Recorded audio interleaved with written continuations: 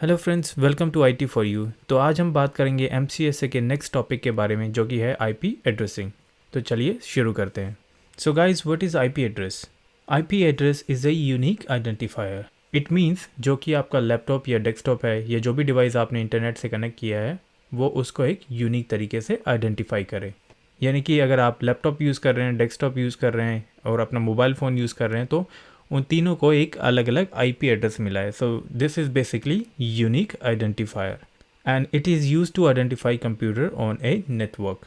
यानी कि जो भी आपका कंप्यूटर या और जो भी डिवाइस आपका नेटवर्क के साथ कनेक्टेड है, उसको आप इजीली आइडेंटिफाई कर सकते हैं। With the help of IP address, computer communicate with each other.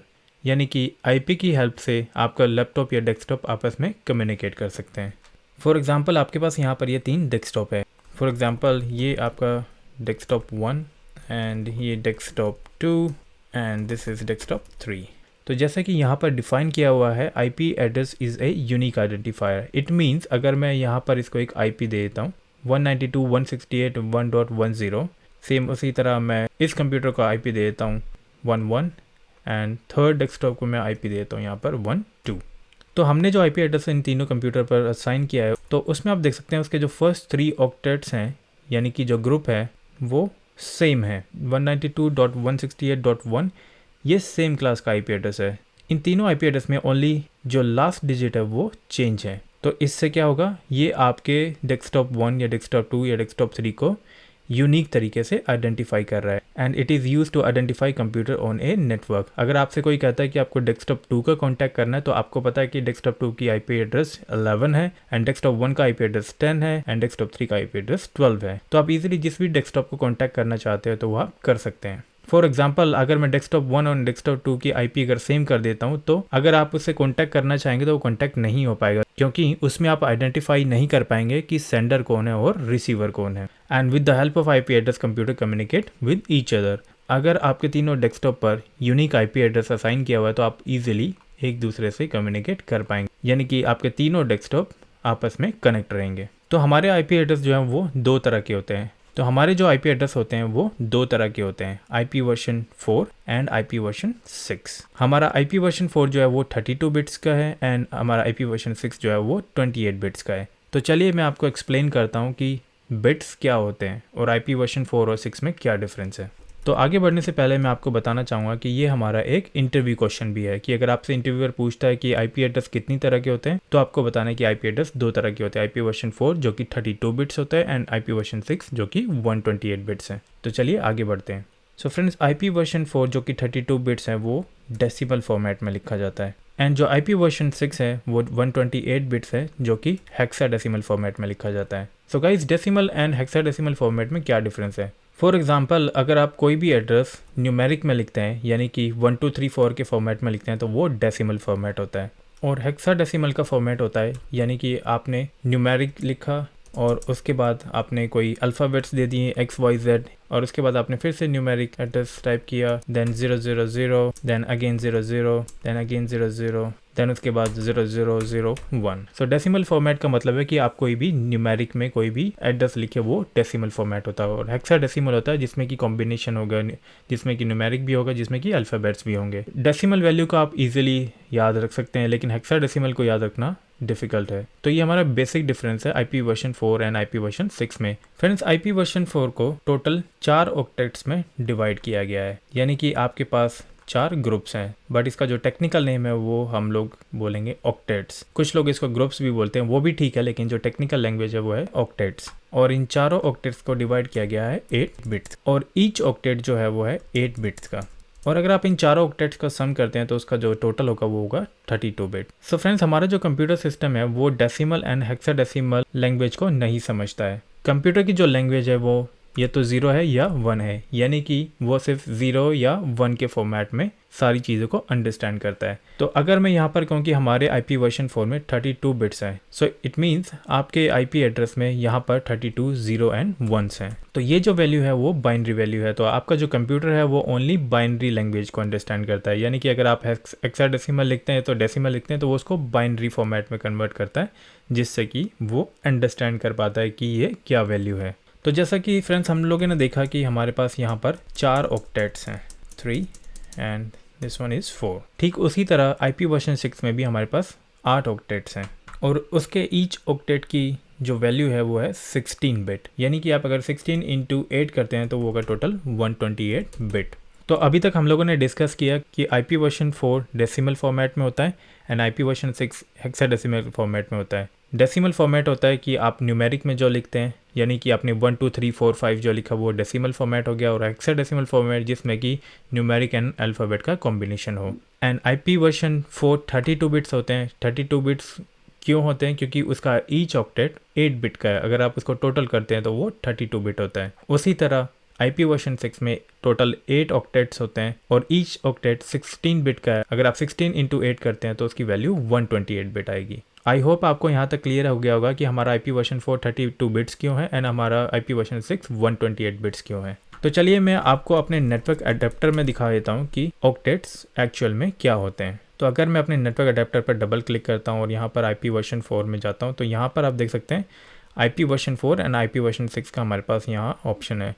अगर मैं IP वर्जन 4 पर डबल क्लिक करता हूँ तो यहाँ देख सकते हैं हमारे पास 4 ऑक्टेट्स हैं, यानी कि हमारे पास 4 ग्रुप्स हैं। बट इसके जो टेक्निकल लैंग्वेज में हम इसको ऑक्टेट्स बोलते हैं, बट अगर आप इसको ग्रुप बोलना चाहते हैं तो आप ग्रुप भी बोल सकते हैं, लेकिन आपको ओरिजिनल नाम पता होना चाहिए। तो यहाँ देख सकते हैं ये हमारा पोर्शन 8 बिट का है, ये भी 8 बिट है एंड ये भी 8 बिट है और ये भी 8 बिट है। तो यानी ये टोटल हो गया हमारा 32 बिट।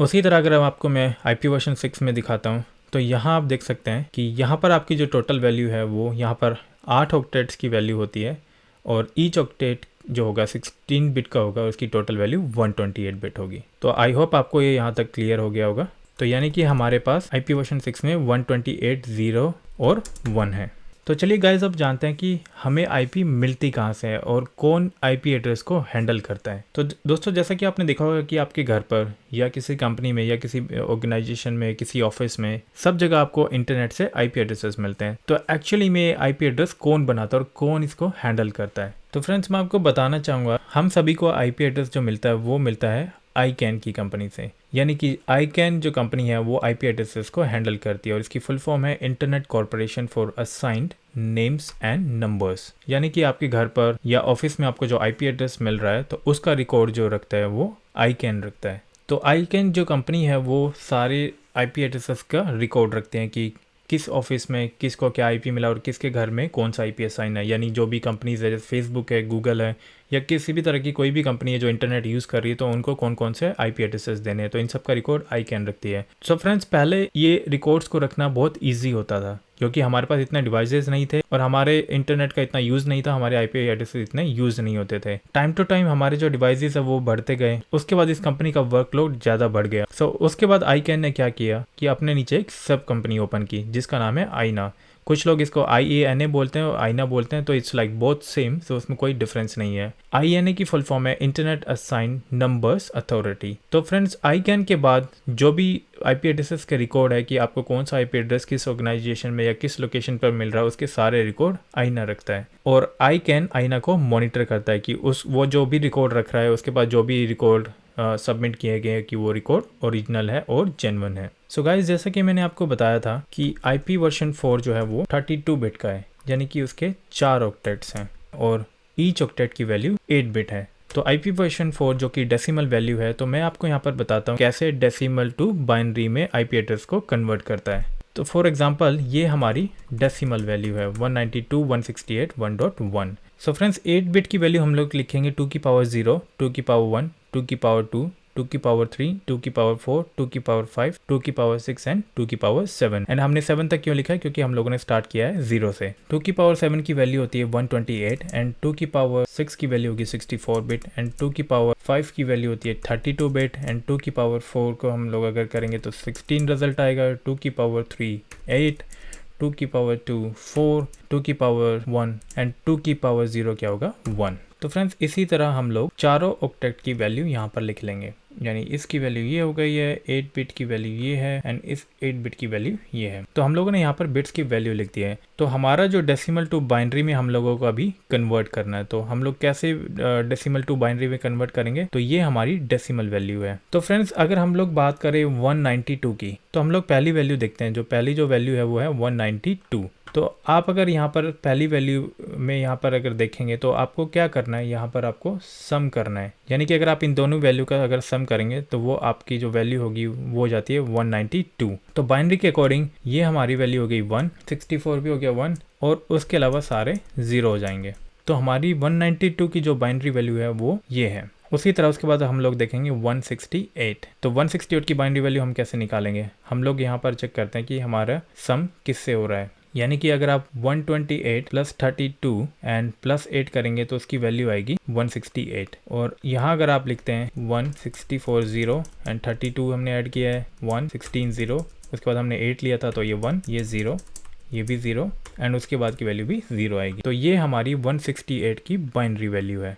तो मैं यहाँ पर टाइप भी कर देता हूँ, ये 192 है, ये 168 की बाइनरी वैल्यू है। उसके बाद आपको देखना है 1 की वैल्यू। तो जैसे कि आप देख सकते हैं यहाँ पे आप इजीली आइडेंटिफाई कर सकते हैं कि जो 1 की वैल्यू है वो यहाँ पर है 1। तो इसमें हम लोग सारी वैल्यूज को 0 कर देंगे, ओनली ये वैल्यू हमारी 1 होगी। तो ये हमारी बाइनरी वैल्यू है 1 की। उसी तरह आप यहाँ पर भी देख सकते हैं, कि इसकी भी जो बाइनरी वैल्यू होगी वो 1 होगी। एंड सेम इसको भी 0 कर दीजिए, 0 0 0 0 0 एंड ये वैल्यू 1 होगी। तो हमारी जो बाइनरी वैल्यू है वो 192 की, ये हमारी बाइनरी वैल्यू है, ये 168 की है और ये दोनों 1 की हैं। तो आई होप फ्रेंड्स आपको समझ आ गया होगा कि डेसिमल टू बाइनरी में कैसे कन्वर्ट करते हैं। यानी कि आपका जो फर्स्ट आईपी एड्रेस यहाँ पर जो दिया हुआ है उसकी वैल्यू आप यहाँ से सम करेंगे। जिस भी नंबर को आपने सम किया है तो वहाँ पर उसकी वैल्यू होगी 1 और जो वैल्यू आपने सम नहीं किया है वो वैल्यू होगी 0 और उसके बाद आपकी बाइनरी वैल्यू आ जाएगी। आई होप फ्रेंड्स आपको पता लग गया होगा कि डेसिमल टू बाइनरी में कैसे कन्वर्ट करते हैं। तो गाइज आईना ने क्या किया था कि उनके पास काफ़ी सारे रिकॉर्ड्स हो गए थे, तो वो रिकॉर्ड रखना मुश्किल हो गया था। तो उन लोगों ने क्या किया, इन सारी आईपीज को क्लासेस में डिवाइड कर दिया कि यानी कि class A, class B, class C, class D and class E. तो इन लोगों ने ये क्लासेस कैसे बनाई थी, तो चलिए उसके बारे में जानते हैं। फ्रेंड्स जैसा कि मैंने आपको बताया था तो आपके पास 4 ऑक्टेट्स हैं आईपी वर्जन 4 में।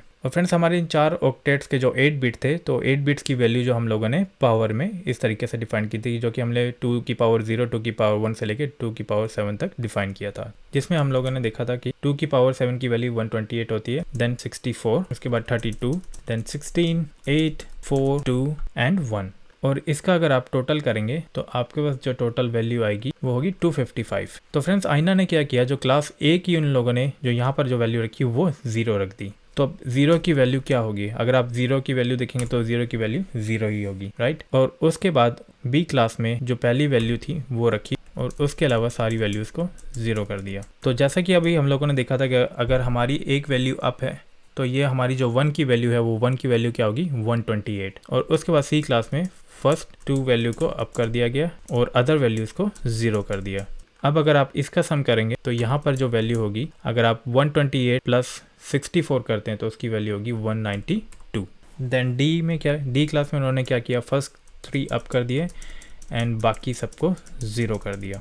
अब अगर आप इसकी वैल्यू निकालेंगे तो इसकी जो वैल्यू होगी वो 224 होगी। यानी कि आप 128 64 प्लस 32 करते हैं तो उसका सम आएगा 224। एंड जो कि लास्ट था, तो आईना ने क्या किया कि लास्ट ई क्लास में 4 वैल्यू अप कर दी एंड उसके अलावा सब 0 कर दिया। इसका अगर हम सम करेंगे तो हमारे पास वैल्यू आएगी 240। तो आईना ने सोचा कि हम लोग सिर्फ ई क्लास तक ही आईपी एड्रेस बनाएंगे। तो जैसे कि आपने देखा था इसकी वैल्यू यहाँ पर 255 आई है, तो हमारे जो मैक्सिमम जो नंबर होंगे हमारे पास के होंगे 255 तक। तो गाइज ये हमारी मैक्सिमम वैल्यू होगी नेटवर्क की कि 255 के बाद नेटवर्क नहीं होगा, राइट। तो ये आईना ने डिफाइन किया। तो अब हम देखते हैं कि 240 से पहले हमारे पास कौन सी वैल्यू आती है। 240 से पहले क्या आता है, हम लोग यहाँ पर देखते हैं 240 से पहले आएगा 239, 224 से पहले क्या आएगा, 224 से पहले आएगा 223 एंड 192 से पहले क्या आता है, 192 से पहले आएगा 191 एंड 128 से पहले क्या आता है, यहाँ पर आएगा 127। तो इन लोगों ने यहाँ पर ये बना दिया है ए क्लास, इसको नाम दे दिया बी क्लास, इसको नाम दे दिया सी क्लास एंड इसको नाम दे दिया डी क्लास, इसको नाम दे दिया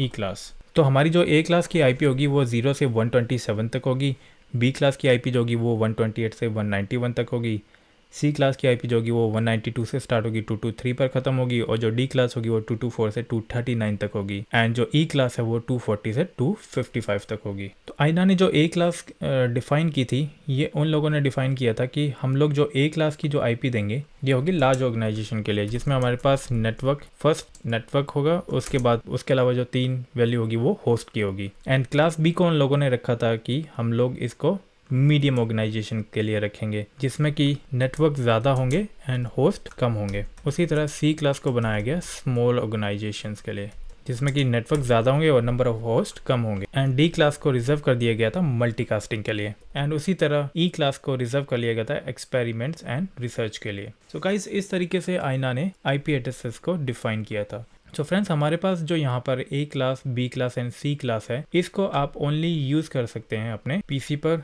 सर्वर पर और या फिर राउटर्स पर। तो आप A class, B class and C class अपने कंप्यूटर पर, सर्वर पर या राउटर पर यूज़ कर सकते हैं। और जैसे कि मैंने बताया, डी क्लास मल्टीकास्टिंग के लिए रिजर्व है and E class experiment and research के लिए रिजर्व है। लेकिन फ्रेंड्स, इसमें से भी कुछ चेंजेस आईना ने किए। ए, बी, सी और सी क्लास में से भी कुछ एक्सेप्शंस हैं, यानी कि हमारा जो ए क्लास है वो बेसिकली 1 से स्टार्ट होता है, यानी कि 0 हम लोगों ने यहाँ पे रिजर्व कर लिया है, राइट। ये मैं आपको आगे एक्सप्लेन करूंगा कि उन्होंने क्यों रिजर्व करके रखा है। एंड उसके बाद 127 को रिजर्व कर लिया है और 255 की भी वैल्यू आपकी आईपी क्लास में ऐड नहीं होती है। एंड उसके अलावा 169.254, तो ये हमारे एक्सेप्शंस हैं जो आईना ने रिजर्व करके रखा हुआ है। तो आपकी जो ए क्लास की जो आईपी स्टार्ट होगी एक्चुअल में 1 से लेके 126 तक है। एंड बी क्लास 128 से 191 एंड सी क्लास 192 से 223, डी क्लास 224 से 239 एंड जो आपकी ई क्लास है वो 240 से 254 तक होगी। तो 255 को आईना ने रिजर्व कर लिया। तो हमारे पास अभी जो क्लास वाइज जो आईपी एड्रेस है वो इस रेंज में 1 से 126, 128 से 191, 192 से 223, 224 से 239 एंड 240 से 254, जिसमें से ए, बी, सी क्लास को हमने रखा है अपने पीसी, सर्वर और राउटर की आईपी यूज़ के लिए। आई होप गाइस आपको क्लियर हो गया होगा कि आईना ने कैसे आईपी क्लासेस बनाए हैं। तो फ्रेंड्स, जैसा कि आप देख सकते हैं कि हमारे पास जो आईपी एड्रेसेस की क्लास हैं, क्लास 1 में 1 से 126 है, जो कि लार्ज ऑर्गेनाइजेशंस के लिए बनाया गया है। उसके अंदर जो सबनेट मास्क होगा हमारा फर्स्ट होगा नेटवर्क एंड उसके बाद जो बाकी 3 होंगे वो होंगे हमारे होस्ट। जो नेटवर्क की वैल्यू है, जो नेटवर्क हम उसको डिफाइन करेंगे 255 से। जैसा कि मैंने आपको बताया था कि अगर आप 128, 64 plus 32 plus 16 plus 8 plus 4 plus 2 plus 1 करते हैं तो उसका जो सम है वो 255 आएगा। तो जो नेटवर्क की वैल्यू है वो यहाँ पर 255 है एंड उसके अलावा सब 0 है। उसी तरह जो क्लास बी में जो सबनेट मास्क है, वो सबनेट मास्क जो है वो रिप्रेजेंट करता है नेटवर्क बिट्स को। इसमें हमारे जो नेटवर्क बिट्स हैं वो 255.255.0.0 है। एंड स्मॉल ऑर्गेनाइजेशन के लिए हमारा जो सबनेट मास्क होगा वो 255.255.255.0 होगा। तो गाइज़, ये एग्जांपल है कि आपकी क्लास ए में आईपी एड्रेस कहाँ से स्टार्ट होता है, यानी कि जो आपका आईपी एड्रेस क्लास ए में स्टार्ट होगा वो 1.0.0.0 से लेके 126.255.255.255 तक होगा। उसी तरह क्लास बी में हमारा जो आईपी एड्रेस स्टार्ट होगा वो 128.0.0.0 से लेके 192.255.255.255 तक होगा। एंड सी क्लास की आईपी रेंज भी आप यहाँ तक देख सकते हैं। उसी तरह आप डी एंड ई की भी आईपी क्लास रेंज देख सकते हैं। आई होप गाइज आपको यहाँ तक क्लियर हो गया होगा। अगर आपको कोई भी डाउट है तो आप मुझे कमेंट्स में ज़रूर लिख सकते हैं, मैं उसको दोबारा फिर से प्रॉपर पूरे तरीके से एक्सप्लेन करूंगा। तो आगे अभी मैं आपको ये भी एक्सप्लेन करूंगा कि 0 एंड 127 कहाँ हम लोग यूज़ करते हैं, 255 का हमारे यहाँ पर क्या यूज़ है। तो गाइज, उससे पहले मैं आपको बताना चाहूँगा कि आईना ने ये ए से लेके ई क्लास तक हमारे आईपी क्लास बना दिए थे। तो जैसा मैंने आपको बताया कि ए, बी, सी को रिजर्व किया गया था आपके कंप्यूटर के लिए, राउटर के लिए एंड सर्वर के लिए, लेकिन आईना के पास आगे चल के काफ़ी सारी प्रॉब्लम्स आने लगी। तो उसके लिए आईना ने क्या किया कि हमारे पास फॉर एग्जांपल ये आईएसपी है और यहाँ से आईएसपी आपके घर पर नेटवर्क कनेक्टिविटी दे रहा है, राइट। फॉर एग्जांपल ये आपका होम राउटर है। तो पहले क्या होता था कि जब आपका आईएसपी आपको इंटरनेट देता था तो वो आपके होम राउटर पे कनेक्ट होता था और उसके बाद होम राउटर आपके सारे डिवाइसेस को आईपी देता था। लेकिन जब पहले आईपी मिलता था तो उसको एक सेपरेट पब्लिक आईपी मिलता था, यानी कि आईएसपी से डायरेक्ट होम राउटर के थ्रू आपके हर डिवाइस को एक पब्लिक आईपी मिलती थी। यानी कि जो पब्लिक आईपी एड्रेस मिल रहा था, अगर आपने घर पे 3 डिवाइसेस कनेक्ट किए तो आपको 3 अलग अलग पब्लिक आईपी मिल रहे थे, जिससे आईपी की बहुत ज़्यादा वेस्टेज हो रही थी। यानी कि हर घर में हर डिवाइस को एक अलग अलग आईपी मिल रही थी, यानी कि सेपरेट आईपी मिल रही थी। तो इस तरह आईपी की काफ़ी सारी वेस्टेज हो रही थी। अगर आप आज का सिनेरियो ले तो आप देख सकते हैं आजकल हर एक के पास कंप्यूटर है, लैपटॉप है एंड घर में 3 से 4 मोबाइल हैं और आपके पास डिजिटल डिवाइसेस भी अलग अलग तरह के, यानी कि आजकल आपका फ्रिज भी, टीवी भी, सब कुछ आईपी से कनेक्ट होता है, यानी इंटरनेट से कनेक्ट होता है। तो अगर पहले वाला सिनेरियो होता तो आपके पास अगर इतने सारे डिवाइसेस होते तो सबको एक एक सेपरेट आईपी मिलता, तो उसके बाद आईपी की शॉर्टेज पड़ जाती और आप आईपी कनेक्ट ही नहीं कर पाते अपना इंटरनेट अपने डिवाइस पर। तो उसके लिए आईना ने क्या सॉल्यूशन निकाला था कि उन्होंने कहा कि हम लोग एक कॉन्सेप्ट बनाते हैं जिसमें कि private IP and public IP define करेंगे। तो गाइज आईना ने क्या किया कि उसके लिए एक सॉल्यूशन निकाला कि हम हर क्लास में से, यानी क्लास ए से, क्लास बी से एंड क्लास सी से private IP and public IP define कर देते हैं। यानी कि प्राइवेट आईपी वो होगी जो आपको आपके घर पर मिलेगी एंड पब्लिक आईपी वो होगी जिससे आईएसपी के थ्रू आपका इंटरनेट चलेगा। तो उसके लिए आईना ने क्या किया था कि आईना ने एक कॉन्सेप्ट बनाया नेट का, नेटवर्क एड्रेस ट्रांसलेशन। जो नेट का कॉन्सेप्ट होता है उसमें क्या होता है कि नेट आपकी प्राइवेट आईपी को पब्लिक आईपी में कन्वर्ट करता है एंड पब्लिक आईपी को प्राइवेट में कन्वर्ट करता है। यानी उन लोगों ने क्या किया कि ए क्लास में से एंड बी क्लास में से एंड सी क्लास में से एक रेंज डिफाइन कर दी कि ये आपकी पब्लिक आईपीज होंगी और ये प्राइवेट आईपी आप अपने प्राइवेट यूज़ के लिए यूज़ कर पाएंगे। तो फ्रेंड्स, जैसा कि अगर मैं भी आपको यहाँ पर दिखाऊं कि अगर मैं आपको अपनी आईपी दिखाता हूँ तो मुझे यहाँ पर जो आईपी मिल रही है वो 192.168.1.113 मिल रही है। यानी कि आप देख सकते हैं कि ये मुझे इस रेंज से मिल रही है, क्लास सी की रेंज से मिल रही है। और क्लास सी का मैंने आपको बताया था कि ये स्मॉल ऑफिसेज के लिए रखा गया था। तो उसी तरह प्राइवेट आईपी जो रिजर्व करके रखी, मुझे अभी जो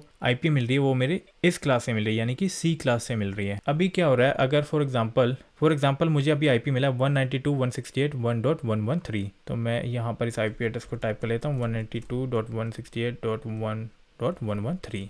अगर मैं यहाँ से अभी कुछ भी टाइप करता हूँ, यानी अगर मैं यहाँ पर google.com टाइप करता हूँ तो एक्चुअल में ये रिक्वेस्ट यहाँ से मेरे राउटर के थ्रू नेट पर जाएगी और नेट क्या करेगा, मेरी इस प्राइवेट आईपी को कन्वर्ट कर देगा पब्लिक आईपी में। और पब्लिक आईपी में कन्वर्ट करने के बाद, और जो ये राउटर है ये कनेक्टेड है आईएसपी के साथ पब्लिक आईपी पर। तो ये क्या कर रहा है, नेट ने रिक्वेस्ट भेजी पब्लिक आईपी को और पब्लिक आईपी ने आईएसपी को कांटेक्ट किया। गाइस उसके बाद क्या हुआ, यहाँ से मुझे रिस्पॉन्स आया पब्लिक आईपी पर।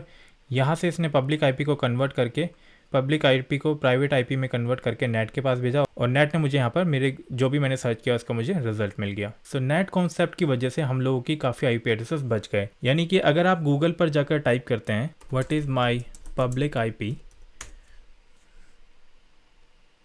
यहाँ पर आप इसको ओपन करते हैं तो ये यहाँ पर देख सकते हैं कि आपके पास आपकी पब्लिक आईपी आ जाएगी। यानी कि ये आपकी पब्लिक आईपी है जो रैंडमली आपको आपके आईएसपी से मिल रही है। अगर आप एक फिक्स पब्लिक आईपी लेना चाहते हैं तो आपको अपने सर्विस प्रोवाइडर को बोलना पड़ेगा, उनसे आप फिक्स्ड पब्लिक आईपी बाय कर सकते हैं। यानी कि वो आपकी आईपी फिर कभी चेंज नहीं होगी। बट ये एक रैंडम पब्लिक आईपी है तो ये टाइम टू टाइम चेंज होती रहती है और आप इसको डायरेक्ट पिंग नहीं कर पाएंगे। तो यहाँ पर मैं आपको अपनी पब्लिक आईपी शो नहीं कर सकता फॉर सम सिक्योरिटी रीजन।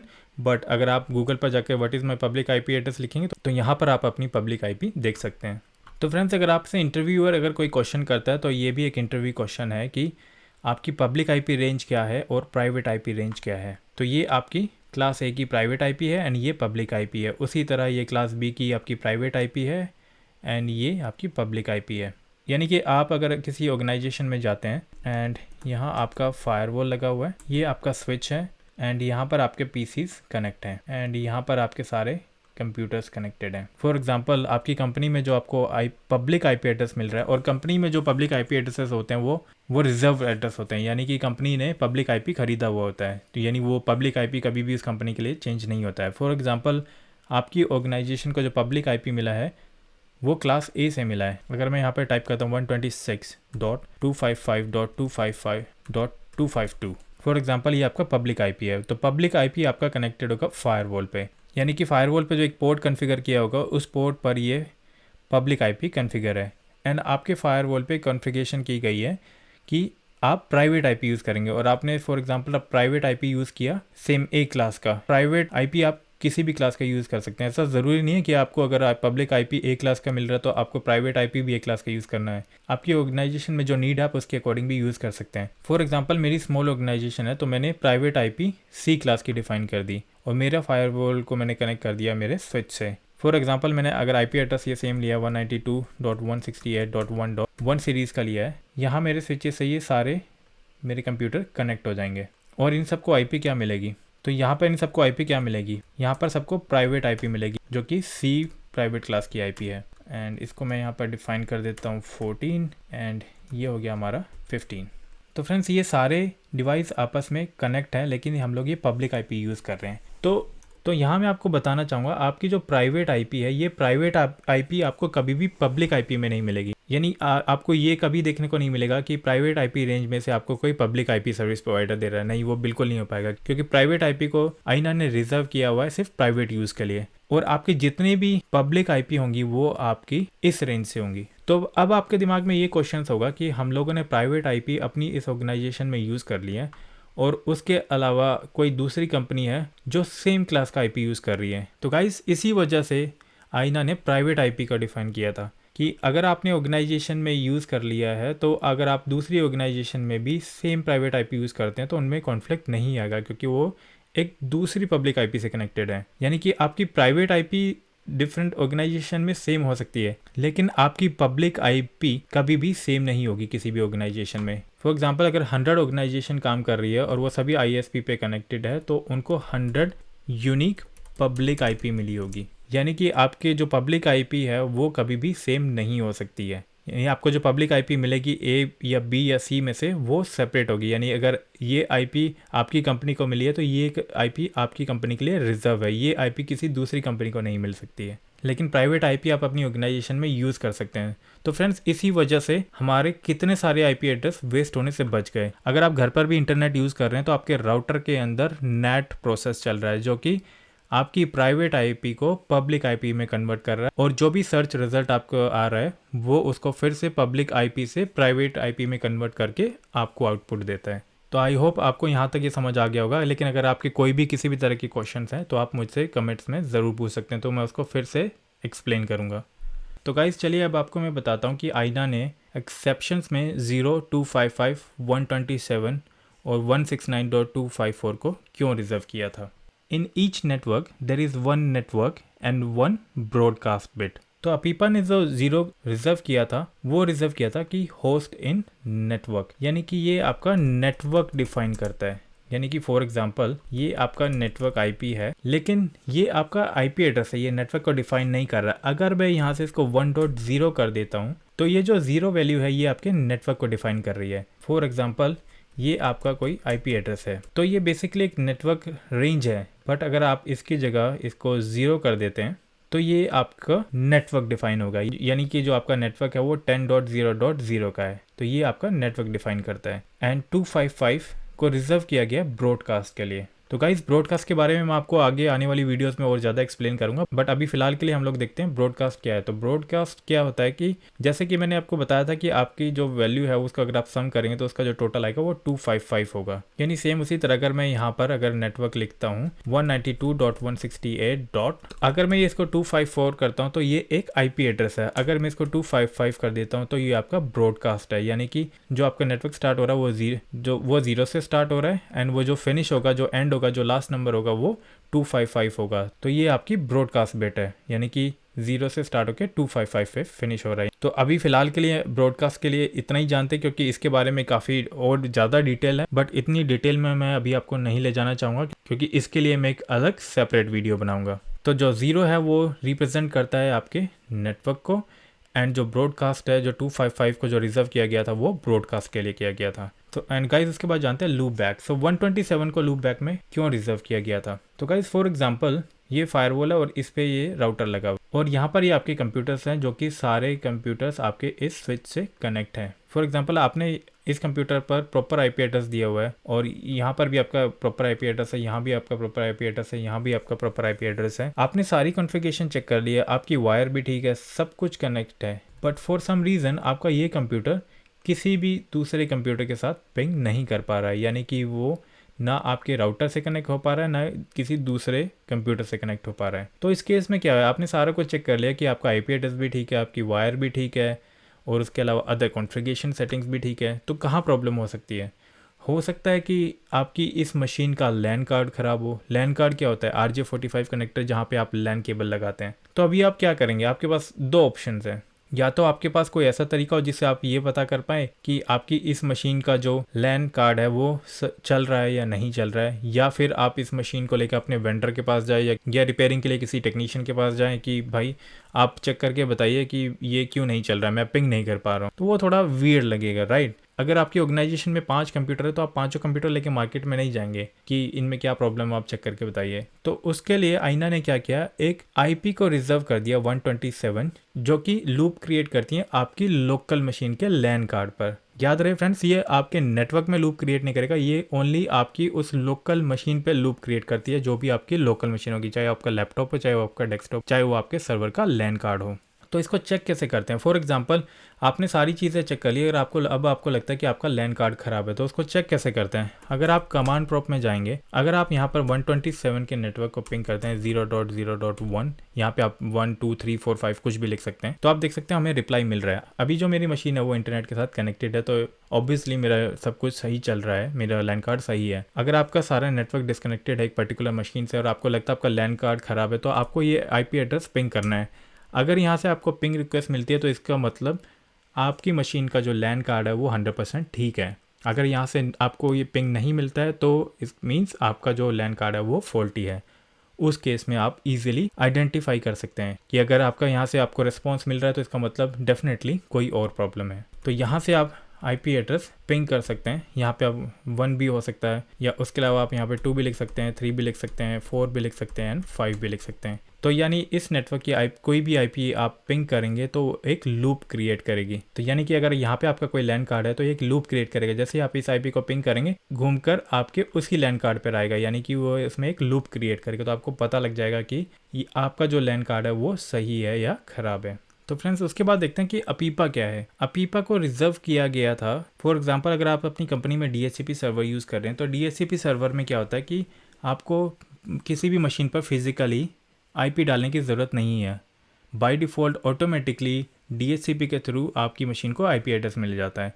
जैसे कि आप घर पे अगर कोई वाईफाई यूज़ कर रहे हैं और आपका राउटर है, तो आप जैसे ही कोई भी डिवाइस अपने वाईफाई पे कनेक्ट करते हैं या वायर पे कनेक्ट करते हैं तो उसको बाय डिफ़ॉल्ट एक आईपी मिल जाता है। तो वो एक डीएचसीपी कॉन्सेप्ट के थ्रू होता है, यानी कि डीएचसीपी की सर्विसेज आपके उस राउटर पर भी इंस्टॉल की गई है। उसी तरह कंपनीज में भी डीएचसीपी सर्वर लगे होते हैं जहां से ऑटोमेटिकली सारी मशीन्स को आईपी मिलते रहते हैं। बट फॉर एग्जांपल आपकी मशीन आपकी ऑर्गेनाइजेशन के नेटवर्क पे कनेक्टेड है या फिर आपके घर पर कनेक्टेड है आपके वाईफाई राउटर से, वो वायर पे भी कनेक्ट हो सकते हैं, वो वायरलेस पे भी कनेक्ट हो सकते हैं, लेकिन आपको उस पर कोई भी आईपी एड्रेस नहीं मिल रहा है। तो चलिए मैं आपको प्रैक्टिकल करके दिखाता हूँ। यहाँ से विंडोज़ 10 की मशीन को कनेक्ट कर लेते हैं।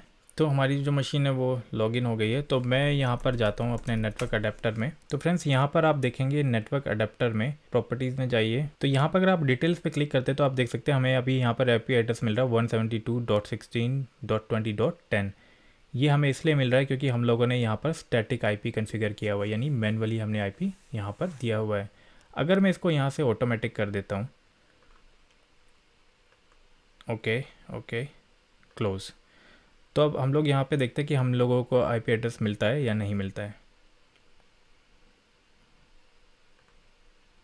तो ये देखिए यहाँ पर हमारे पास ऑटो कॉन्फ़िगरेशन आईपी वर्जन 4 की जो आईपी एड्रेस आ रहा है वो है 169.254.221.122, यानी कि मैंने आपको जो बताया कि यहाँ पे ये आपकी जो आईपी रेंज है, यहाँ से आपको आईपी एड्रेस मिलेगा, यानी कि आपको ऑटोमेटिकली एक प्राइवेट आईपी एड्रेस मिल रहा है। अगर आपको इस तरह का कोई आईपी मिल रहा है तो इट मीन्स आपकी जो मशीन है वो इंटरनेट के साथ कनेक्टेड है लेकिन उसको आईपी नहीं मिल रहा है। तो वो आपको आइडेंटिफाई करना है कि वो आपको क्यों नहीं मिल रहा है। सेम उसी तरह अगर आप किसी कंपनी में काम कर रहे हो और वहाँ पर आपको ये आईपी एड्रेस देखने को मिलता है तो इट मीन्स आपकी जो मशीन है वो आईपी एड्रेस नहीं ले पा रही है। तो हो सकता है आपके डीएचसीपी सर्वर में प्रॉब्लम हो सकता है उसकी वायर में प्रॉब्लम हो सकता है कि उस मशीन के लैन कार्ड में प्रॉब्लम हो, और उसके अलावा भी काफ़ी सारे रीजंस हो सकते हैं। तो इस तरह का अगर आपको कोई आईपी एड्रेस मिल रहा है जो कि ऑटोमेटिक प्राइवेट आईपी एड्रेस है जिसको हम अपीपा बोलते हैं, तो ये अगर आपको कोई आईपी एड्रेस है तो इट मीन्स आपकी नेटवर्क में कोई प्रॉब्लम है कि वो उसको आपकी उस पर्टिकुलर मशीन को आईपी एड्रेस नहीं मिल रहा है। और यहाँ पर ये आपका आईपी एड्रेस जो मैंने XX लिखा हुआ है, तो ये 0 से लेके 255 तक कोई भी एड्रेस हो सकता है। तो फ्रेंड्स आईपी एड्रेस के बारे में हमने काफ़ी चीज़ें कवर कर ली हैं। तो आईपी एड्रेस में मैं एक चीज़ और ऐड करना चाहूँगा कि कैटेगरीज ऑफ कास्टिंग, ये भी एक इंटरव्यू क्वेश्चन है। तो हमारी जो कास्टिंग की कैटेगरीज है, तो पहली है यूनिकास्ट, सेकंड है मल्टीकास्ट एंड थर्ड है ब्रॉडकास्ट। तो गाइज यूनिकास्ट, मल्टीकास्ट और ब्रॉडकास्ट क्या है, तो इनके लिए भी मैं एक सेपरेट वीडियो बनाऊंगा, बट फॉर बेसिक इन्फॉर्मेशन मैं आपको बता देता हूँ। यूनिकास्ट में क्या होता है कि वन टू वन कन्वर्सेशन होती है, राइट कि आप जो मशीन टू मशीन कम्युनिकेट कर पा रहे हैं। एंड मल्टीकास्ट क्या होती है? मल्टीकास्ट क्या होगा? Talking to a specific group.